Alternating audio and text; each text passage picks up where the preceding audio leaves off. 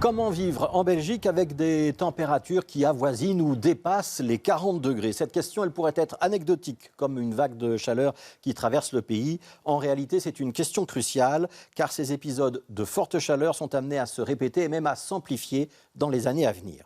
Cet après-midi, à 16 h, il faisait 37,6 degrés à Uccle, là où l'Institut royal de météorologie relève les températures pour Bruxelles. On avait également 37,2 à Chièvres, province du Hainaut, 38,3 à Diepenbeek, province du Limbourg. Et à 16 h, la journée n'était pas finie.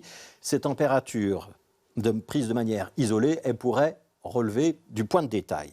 Parce que qu'il fasse chaud en été, on peut évidemment vivre avec. En 1947 et en 1976, on a aussi connu des journées très chaudes.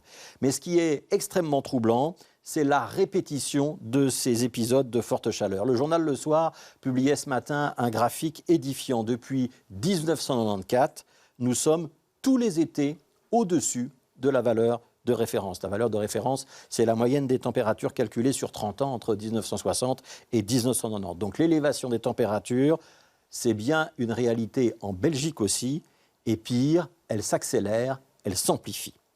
Alors ces températures supérieures à la moyenne, elles ne sont pas sans conséquences. Sur la santé, d'abord. Si les autorités et les médias insistent tant sur la nécessité de s'hydrater ces derniers jours, c'est parce qu'on sait que ces fortes chaleurs sont une cause de mortalité supplémentaire chez les personnes âgées, pour les plus fragiles, chez ceux qui ont des difficultés respiratoires, pour les sans domicile fixe. Les journées de canicule entraînent à chaque fois des décès supplémentaires. Ce sera le cas pour cet été aussi, même s'il faudra sans doute plusieurs mois avant de le voir dans les statistiques.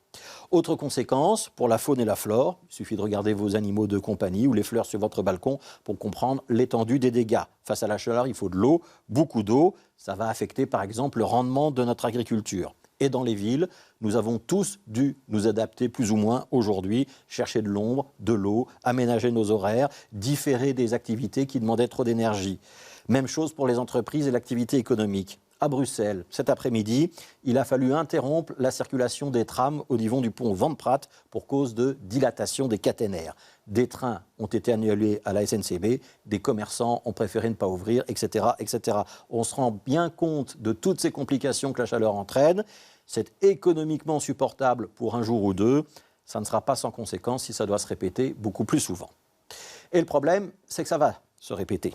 Année après année, avec des variations de plus en plus fortes. C'est une conséquence inéluctable du dérèglement climatique. Ce matin, le climatologue Jean-Pascal Van Ypersel estimait par exemple que d'ici quelques années, ces incendies de forêt qu'on voit aujourd'hui en Espagne ou en France, ils commenceraient à devenir possibles en Belgique aussi. Et que si on n'arrive pas à stabiliser le réchauffement climatique et que la température moyenne mondiale augmente par exemple de 2 ou 3 degrés, ça se traduira chez nous, pendant ces vagues de chaleur, par des pointes à 50 degrés. 50 degrés, c'est la température qu'il fait en journée dans le désert du Sahara. Sauf que la Belgique n'est pas un désert et qu'on aimerait bien que les générations qui nous suivent puissent également y vivre.